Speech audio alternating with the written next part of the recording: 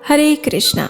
मैं हिरणमयी रोहिणी अपनी सनातन वैदिक संस्कृति के गौरव की पुनः स्थापना करते हुए आज हम मृत्यु के पश्चात जीवात्मा की गति के विषय में चर्चा करते हैं और उसकी संपूर्ण जानकारी के लिए इस यात्रा में अंत तक हमारे साथ बने रहिएगा। तो चलिए मृत्यु से परे की इस यात्रा की शुरुआत करते हैं। हमारे शास्त्रों में बताया गया है कि जीवात्मा का शरीर मुख्य 3 आवरणों से ढका हुआ है। सबसे बाहर में भौतिक तत्व यानी जल, अग्नि, वायु, पृथ्वी और आकाश, इन 5 महाभूतों से बना हुआ हमारा बाह्य स्थूल शरीर होता है।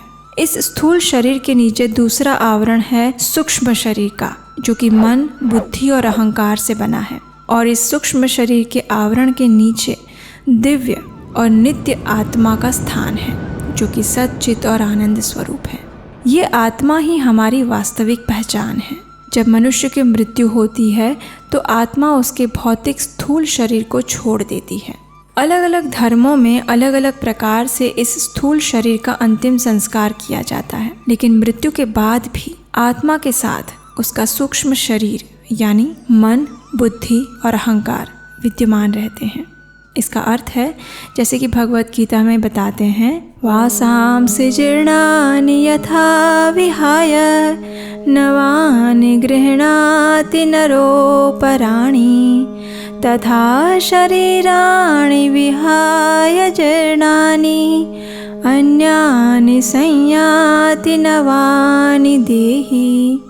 यानी कि जिस प्रकार व्यक्ति अपने शरीर पर वस्त्र बदलता है, उसी प्रकार आत्मा जीर्ण या पुराने भौतिक शरीर का त्याग करके नया शरीर रूपी वस्त्र धारण करती है।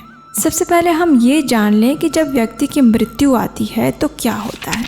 वैदिक शास्त्र गरुड़ पुराण में इसका विस्तृत वर्णन पाया जाता है।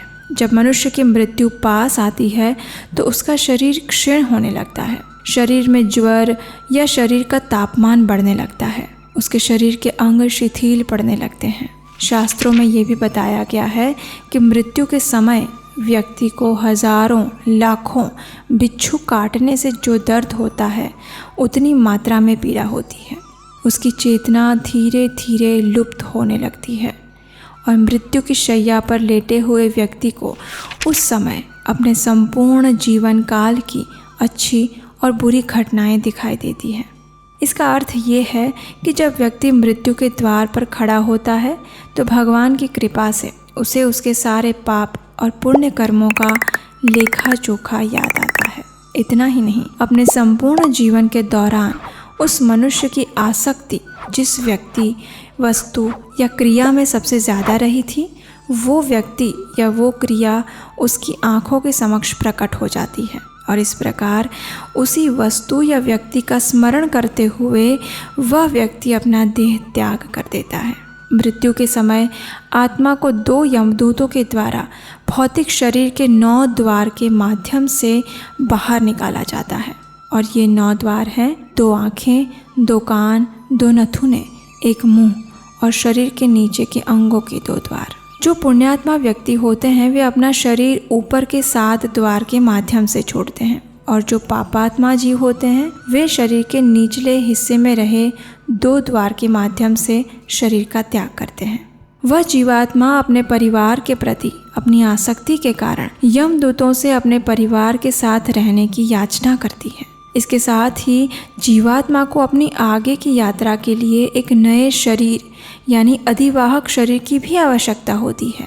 इसलिए मृत्यु के बाद 10-12 दिन तक उस जीवात्मा को अपने परिवार के साथ उसी घर में रहने दिया जाता है। मनुष्य की मृत्यु के बाद 10 दिन तक परिवारजनों द्वारा प्रतिदिन जो पिंडदान या अन्य दान किया जाता है, उसके अनुसार उसे यमलोक तक जाने के लिए एक नया शरीर प्राप्त होता है।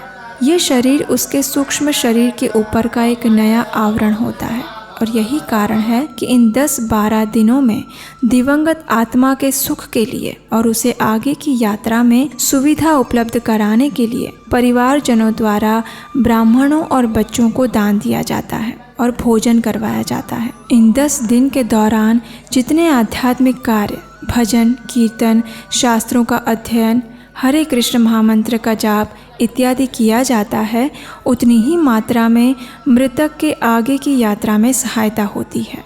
मृत्यु के 3 दिनों के अंदर उसे नया शरीर प्राप्त हो जाता है, जिसे वायव्य शरीर या वायु शरीर कहा जाता है। और 10वें दिन उस जीवात्मा को भूख और प्यास लगती है। 11वें और 12वें दिन ये जीवात्मा पेट भर के भोजन ग्रहण करती है और पानी पीती है। इसीलिए वैदिक परंपरा में ये रिवाज है कि मृत्यु के 12 या 13वें दिन विशाल भोज का आयोजन किया जाता है, जिसमें अनेक प्रकार के पकवान उस मृत जीवात्मा को अर्पित किए जाते हैं तथा ब्राह्मणों को भोज करवाया जाता है। 13वें दिन ये जीवात्मा अपने परिवार द्वारा दिए गए भोजन और अन्य सामग्री को साथ लेकर कृतज्ञता व्यक्त करके यमलोक की अपनी यात्रा प्रारंभ करती है। अब देखिए, जीवात्मा की ये जो एक नई यात्रा प्रारंभ होती है, उसके विषय में बड़े ही विस्तार से हमारे शास्त्र बताते हैं और इसके विषय में हम बात करेंगे इसी वीडियो की अगली कड़ी में। तब तक के लिए यदि आपको लगता है इस वीडियो से आपको प्रमाणभूत और महत्वपूर्ण जानकारी प्राप्त हुई है, तो इस वीडियो को अपने उन मित्रों और संबंधियों को भेजिए जिन्हें आप ये ज्ञान बताना चाहते हैं। और अगर आप इस वीडियो की दूसरी कड़ी भी देखना चाहते हैं तो हमारे चैनल उपदेशाष्टकम को सब्सक्राइब ज़रूर कीजिए, जिससे कि दूसरी कड़ी सबसे पहले आप तक पहुंच सके। यदि आपको हमारा ये प्रयास प्रशंसनीय लगता है और आप इस कार्य में हमारी सहायता करना चाहते हैं तो स्क्रीन पर दिए गए नंबर पर अपना आर्थिक सहयोग भेज सकते हैं। मिलते हैं मृत्यु से परे की उस यात्रा की दूसरी कड़ी में। हरे कृष्णा।